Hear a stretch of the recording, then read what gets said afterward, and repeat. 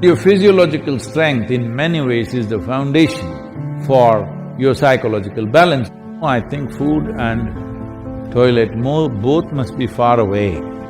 Then you will keep your physiology in a conscious condition. Just because I'm laughing and joking about this, don't think there is no problem. There is substantial problem.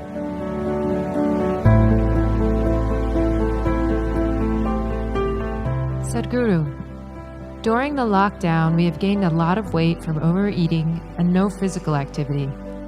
Can you offer us some simple weight loss tips, please?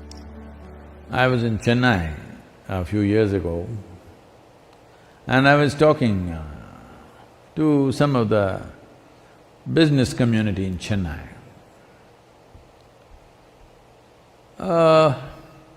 They were not particularly obese or something, but little, trying to imitate the planet. Not by being on a spin, in form, I mean. So I said, as a generation of people, look at your condition.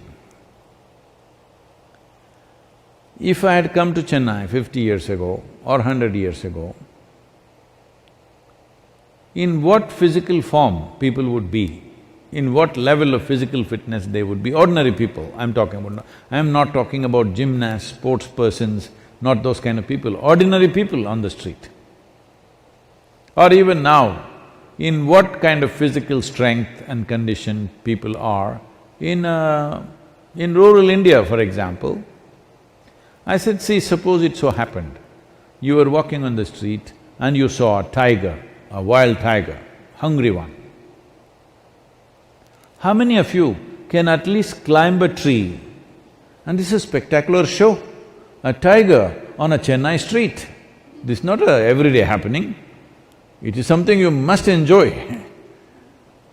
But how many of you can climb a tree, which is the trunk of it, usually the city trees, what is on the avenues and stuff, is not more than 8 to 12 feet. How many of you can climb this 8 to 12 feet and sit on a branch and enjoy the wildlife view? No. Only those guys who are doing the menial jobs, the guy who is sweeping the street, maybe he will go sit on the tree and watch how wonderful a breakfast you are. Why have we become like this? It's not that tiger is… where is the tiger going to come? That's not the point. Why are you in this condition that you cannot do anything physically anymore? All you can go to office and come back. Those things are also necessary in today's world, but is it not important that you are in some way physically competent? Physical competence is a reflection of your physiological strength. And your physiological strength in many ways is the foundation for your psychological balance. It is no more in question. Your physiological strength is the foundation for your psychological balance in many, many ways. We've always been saying this, the yogic sciences, but people have been laughing at it because everything is keyhole. People say brain is a separate study. That's why yesterday I confessed with all the neuro experts, see, I don't have a brain. At least most of the time it's not working. I keep it off. There is enough from the tips of my hair to my toes. There is enough cells with enough memory and intelligence, they will do my life. I have disciplined them nicely. They will do my life the way I want. Because a large part of day-to-day work and day-to-day functioning is just a repeat work. All you need is a clerk. You don't need a super brilliant person to do all these things. So I have trained them and they do their work. I don't have to think how to eat, how to sit, how to stand, how to breathe, nonsense. It just happens by itself because a very stable and effervescent physiological condition is very, very important to have a certain level of psychological freedom.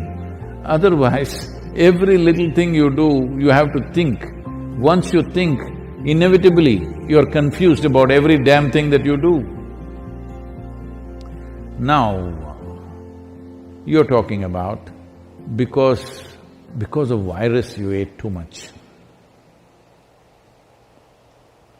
This is not because of virus you're eating too much.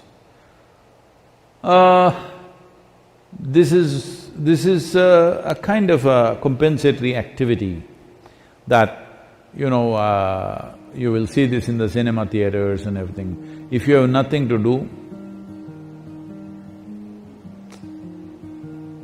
never before in the history of humanity was food simply available like this all the time. It's a wrong thing that everywhere you walk there is food. It should not be. I see some of the corporations in America are organizing like this. Food and toilet should always be within whatever 50 feet or 100 feet, something they've fixed, 50 feet I think. Within 50 feet of wherever you are, there must always be food, and that food is usually 1 month old, of course, and there is a toilet. No, I think food and toilet both must be far away. Then you will keep your physiology in a conscious condition. Everywhere there is toilet, it's not good because body has certain resilience. You wanting to run to the toilet is not just physiological, sometimes it may be when the body, at some time it is disturbed, at that time it may be. Otherwise, in normal conditions, it is more a psychological condition than a physiological condition. That all the time you want to message, not because you have something very significant to say, it is simply because it's a release. Similarly, going to the toilet is a release, sexuality is a release, wherever, whenever, whatever, all the time the same things, because you are building up nonsense within yourself all the time. You need a release, all the time release. These things are being openly talked about as part of psychiatry, that you must find release. Why are you pent up? I think in one of the interviews, some journalist was asking me, Sadhguru, what do you do to unwind yourself? I said, what? Why will I wind myself up, first of all? I don't wind myself up and then want to unwind somewhere. What are you? Are you a grandfather clock or something? You wind yourself up. Even the watch doesn't need any winding anymore, it runs by itself. Why are you winding yourself up? This is simply because you understand life as an accumulation. Yes, body is an accumulation, mind is an accumulation, but life is not an accumulation. It's a phenomena that's happening. If you have not tasted that phenomena, you know only accumulations, you always think the safety is in accumulation, whether it's wealth, money, this, that, and body. But at least your money you can keep it in the bank, though it may be heavy in your mind. But if you accumulate too much body, you have to carry it around every moment of your life. And in the world today,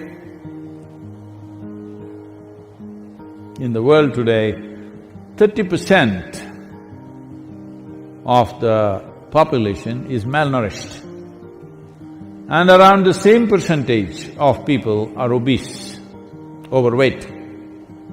See, you can fix it. The world's problems of malnourishment, you can fix it. So, this practice is there in the Isha Yoga Center. Whenever cause comes up, when Isha Vidya, educating rural children, raising funds for it became a problem, then many people in the yoga center took this up. on Wednesday evenings I won't have dinner and let that money go to the children. I think you must find 7 causes like this. I can give you 7. Monday for Rally for Rivers, Tuesday for Kaveri Calling, Wednesday for Isha Vidya, Thursday is called Guruvar, this is for your Sadhguru. Friday for Devi, because that's her day. Saturday, you have your dinner, I'm reducing 1 day. Sunday, for Jnanalinga. Like this, you find 7 or at least 6 causes where 6 dinners you give away. Morning you eat, all right? 10 o'clock in the morning you eat well, and again eat 10 o'clock tomorrow morning. And also, because you need to keep social distancing, drive out of the town and walk back. Get into your bus, buy a ticket for 10 kilometers away and just walk back.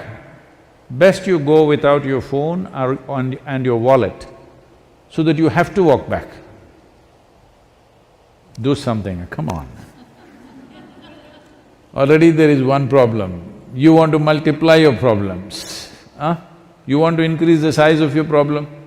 Don't do that. There's enough problem already. I'm telling you there's substantial problem.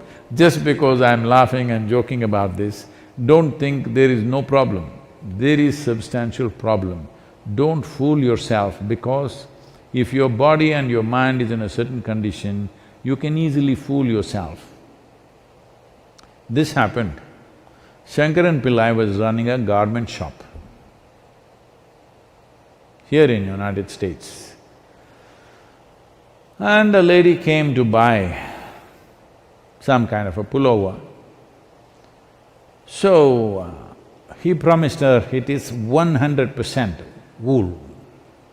She took it, went home.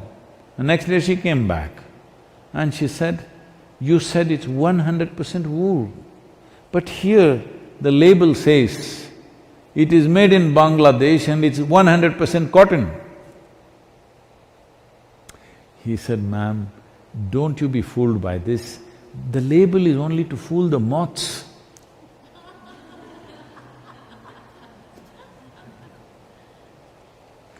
Like this, there are so many labels all over the world, don't go by that. This is a simple experiment you must do, all of you who are sitting now on the floor, when you get up, you must use only 2 limbs to stand up. All of you, in your life you must keep this up however old you are. This is a simple test for you. You sit down cross-legged, and when you want to stand up, you use only 2 limbs. That means you don't do 4-wheel drive. Just get up with your legs. This much fitness at least you must manage. If you can't climb a tree, there are not enough tigers to, for them to roam in your city. If you can't climb a tree, it's okay, but at least you must be able to stand up. This much fitness you must maintain. Please do that for yourself.